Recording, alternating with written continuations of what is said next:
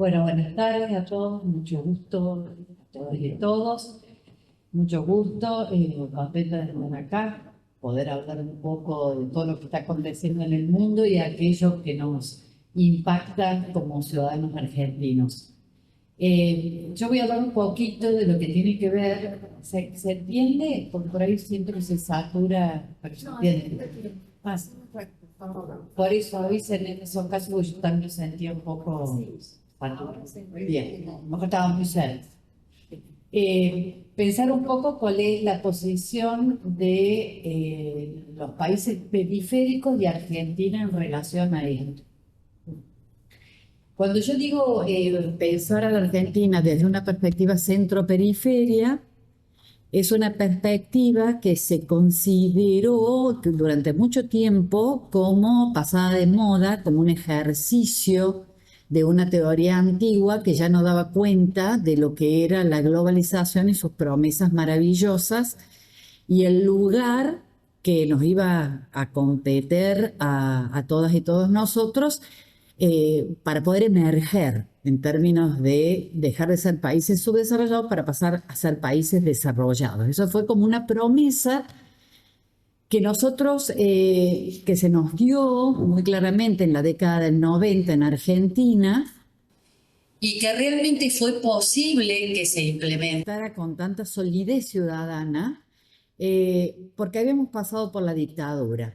Y la dictadura en Argentina tuvo un efecto, no les voy a hablar a ustedes los efectos de la dictadura claramente, solamente eh, que lo padecen todos los días, como lo padecemos, sino simplemente un punto, que es el punto de el arrasamiento de todos los conceptos teóricos y de prácticas políticas que tenían otros modos de comprender la relación de Argentina con el mundo. Por lo pronto, que el compañero decía, la palabra antiimperialismo era una palabra que en la década del 70 designaba muy claramente nuestra relación con el mundo. Esa palabra antiimperialismo hacía converger a los partidos políticos, salvo los de siempre, una extrema derecha configurada por los Alzogaray. Esto viene a partir de un análisis de debates legislativos que yo hice en ocasión de una visita de un encargado de negocios estadounidenses en la década del 70, donde había una convergencia de los partidos políticos en la claridad de decir, ¿saben qué? Eso es imperialismo. ¿Sabe qué, señor encargado de negocios? Acá no. Salvo los de siempre, por supuesto. Bueno, así como se pierde ese concepto del antiimperialismo que designaba muy claramente, se pierde otro fundamental, que es la posibilidad de hacer ingresar en los comportamientos electorales las promesas de política exterior y de relaciones internacionales en algún sentido. Es decir, en la década del 70, y lo adjudico sin duda a la dictadura militar, esa ruptura impresionante de nuestros pensadores y nuestros políticos exilados, bueno, todo lo que ustedes conocen, se llevaron todo, se llevaron cabezas, se llevaron cuerpos. Eh, esa idea, esa perspectiva de que los políticos de la época tenían que dar cuenta de sus promesas en relación al mundo, cómo se iban a posicionar en relación al mundo. Eso se pierde absolutamente y muy típicamente con el pensamiento de la globalización, que es el pensamiento del neoliberalismo, que tiende a separar y hacernos creer que la política interna es una cosa, la política externa es otra. El neoliberalismo es una construcción tonta para designar a gritones, a una izquierda gritona que no tiene claridad. Eh, y que nos hizo dejar de lado conceptos, vuelvo a decir, que cimentaban ciertas identidades políticas en la Argentina. Estas identidades políticas en la década del 70 y que permiten explicar por qué tenían que decirnos cómo iban a actuar frente al mundo bajo la consigna antiimperialismo en nuestros gobiernos democráticos. En la década del 70 se pensaba, había algunos autores que pensaban las identidades políticas, no partidarias, digo, políticas.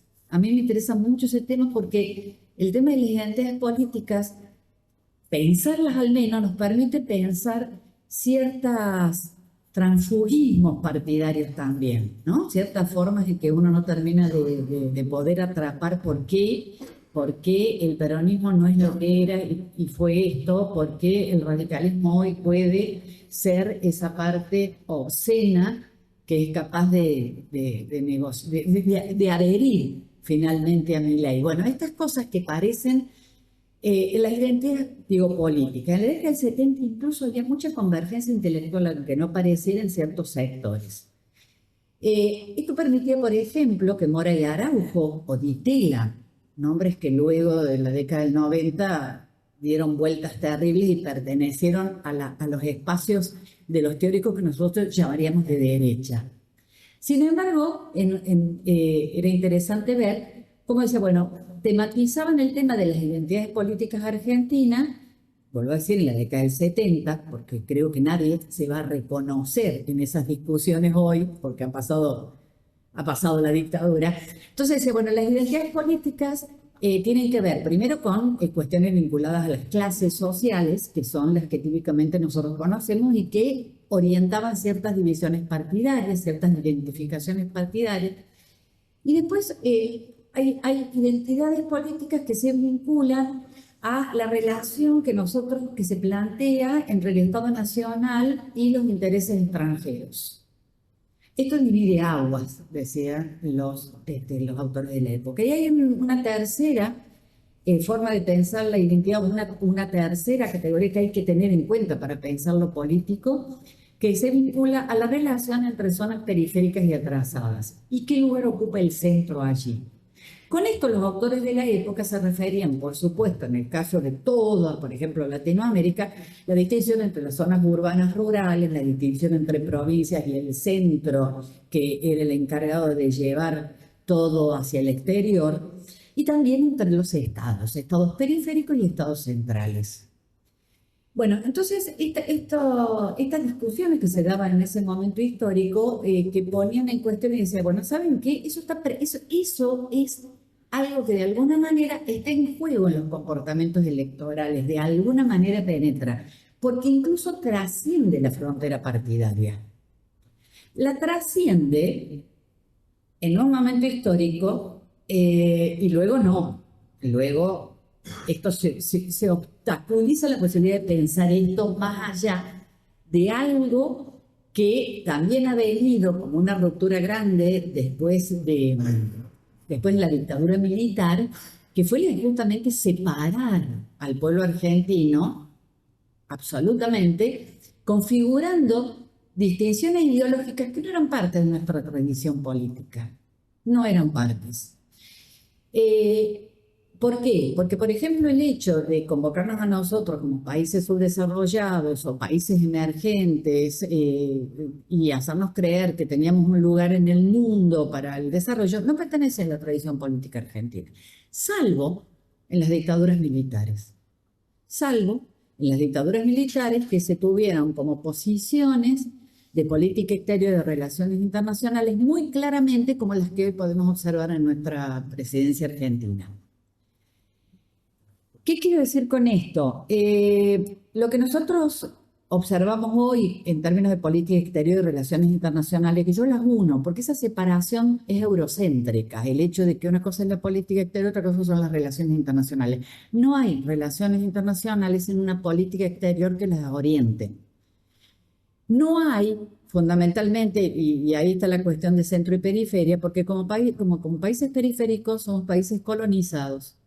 Y en los países colonizados que estructuran una matriz social, una matriz productiva, una matriz de las relaciones entre provincias y el centro, estructura el colonialismo esto, no hay distinción entre política interna y externa, primero. ¿Por qué? Porque en realidad toda la política interna se estructura en base a la política del colonizador, en una primera instancia, que adquiere diferentes caras a lo largo de la historia, como lo tuvimos nosotros, primero España, después Gran Bretaña, después Estados Unidos, en diferentes sitios históricos, que es interesante verlo.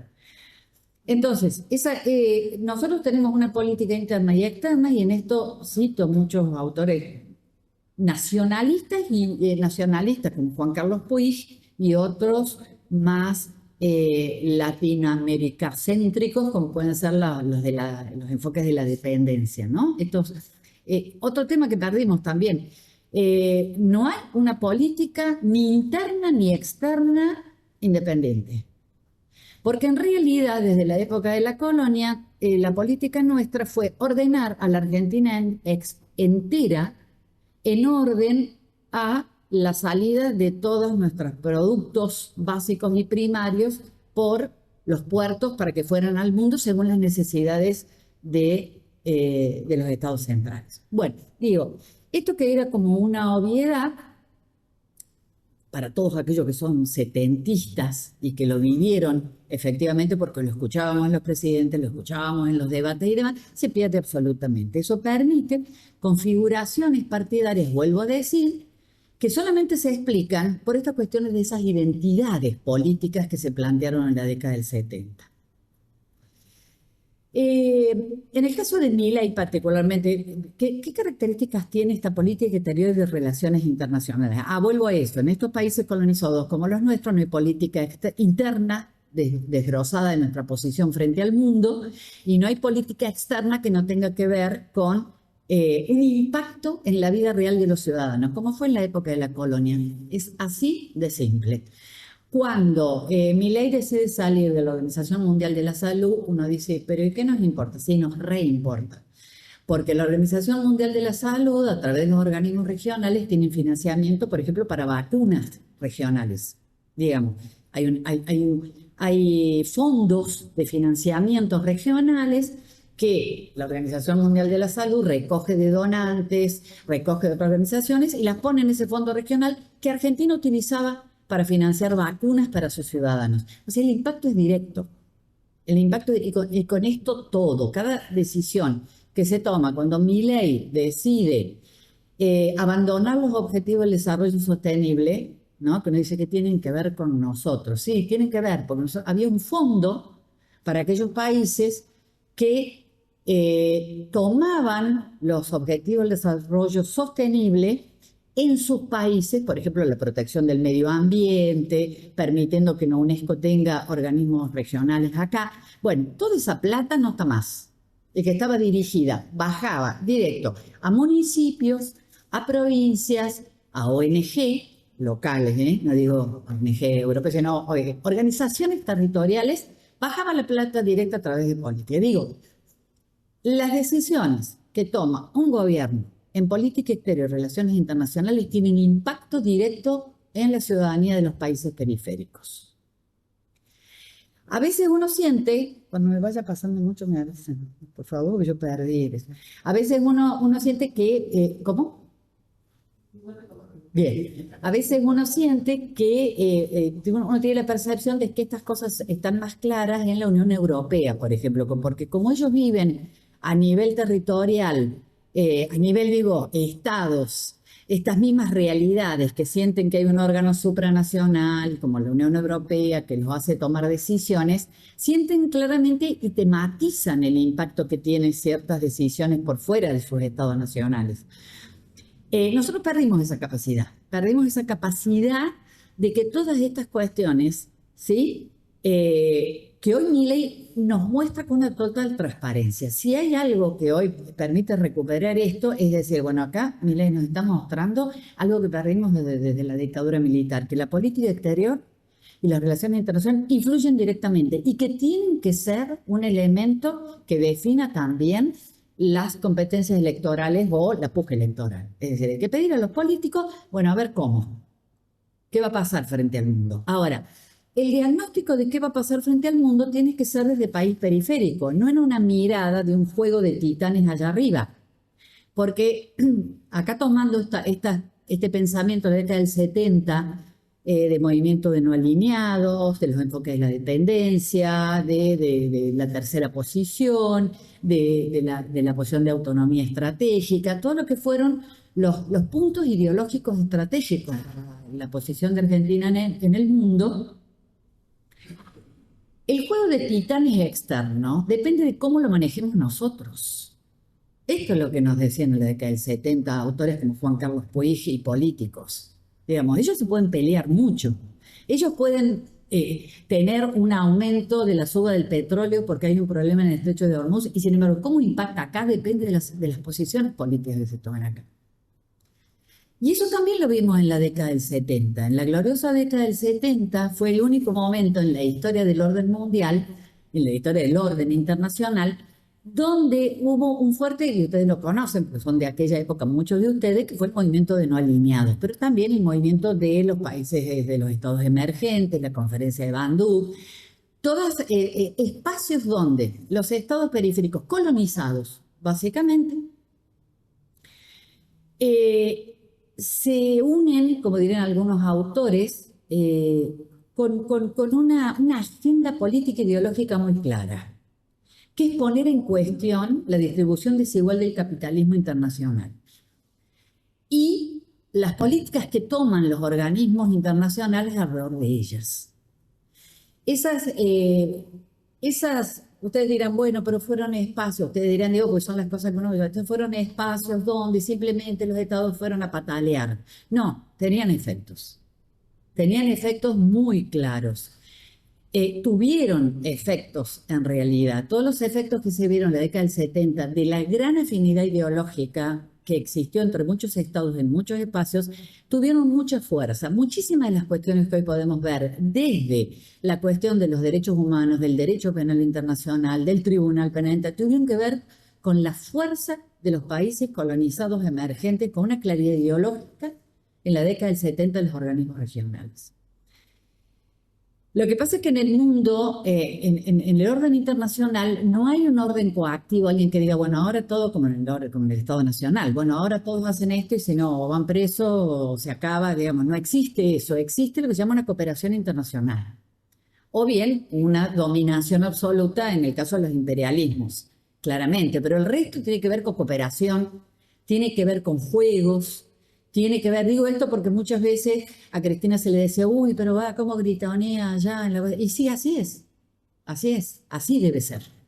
Así debe ser, como lo hacía el Che Guevara, como lo hicieron, y como hoy lo hace Trump, como lo hacen todos. Digamos, la palabra en los foros internacionales, los gestos, hay una diplomacia del cuerpo que se pone en juego, ¿no? Y que tiene mucho impacto, porque en realidad establece ciertas reglas de la cooperación, que es muy distinto a lo que nacionalmente hacemos, ¿no? Digamos, el modo en que tenemos para verlo. Bueno, digo, esto tiene que ver con marcar, que todos lo saben, pues la posición de Milei. Si uno tuviera que decir entre la autonomía estratégica que nos planteaba en la década del 70, autores como Juan Carlos Puig, o la desvinculación que nos planteaba los enfoques de la dependencia y muchos autores de la dependencia latinoamericana. De la dependencia, digo, la dependencia existe, está y va a estar siempre en tanto somos y tenemos un capitalismo periférico, que es una particular condición de ser del capitalismo. Ahora, ¿qué es lo que se pone en juego? Que perdimos la década del 70, las maniobras estratégicas para la búsqueda de cierta autonomía en los contextos de políticas nacionales. Y esto es posible. Simplemente dejo un dato. En la década del 70, nosotros, Argentina, desafiando al hegemón Estados Unidos, le vendió autos de Córdoba a Cuba. Sí, también lo recordaron muchos de ustedes, porque muchos empresarios cordobeses estuvieron ahí involucrados. Estuve los otros días conversando con uno como había sido, por supuesto, como todos empresarios, no miraron la parte ideológica política. Como tampoco se las planteó así, ni Juan Carlos Puig, ni se las planteó el ministro de Economía de la época, Helvar, que si uno lee lo que Helvar decía, no hay nada político ideológico, simplemente Argentina salió a abrir mercados que habían sido cerrados por la época de la dictadura, muy hábilmente, por supuesto, por la época de la dictadura, pero ¿cómo usted no se da cuenta que está desafiando a Estados Unidos? No, simplemente estamos pensando en los intereses del Estado. Brillante, brillante. Ahora, el desafío que le hizo Córdoba y Argentina a Estados Unidos fue impresionante. Fue impresionante porque salió en todos los diarios de la época, sino que aparte logró una unidad entre el movimiento sindical estadounidense, que estaba en un buen momento, con los sectores empresariales de Estados Unidos que dijeron, pero ¿cómo? Si nosotros tenemos plata allá, ¿por qué no vamos a producir? Digo, porque estaba el boicot estadounidense, no se podía vender autos que tuviesen algún tipo de fabricación estadounidense ni la empresa que tuviese acciones. Bueno, digo, dejo ese puntito nada más, digamos, porque mi idea está en la necesidad de que hay un punto que tenemos que volver a incluir en todos nuestros discursos políticos, que es el punto de que los comportamientos electorales deben también estar orientados por una exigencia, una demanda de cómo se va a posicionar el presidente o nuestro candidato frente al orden internacional, mirando esta subordinación. Bueno, dejo esto y después charlaremos.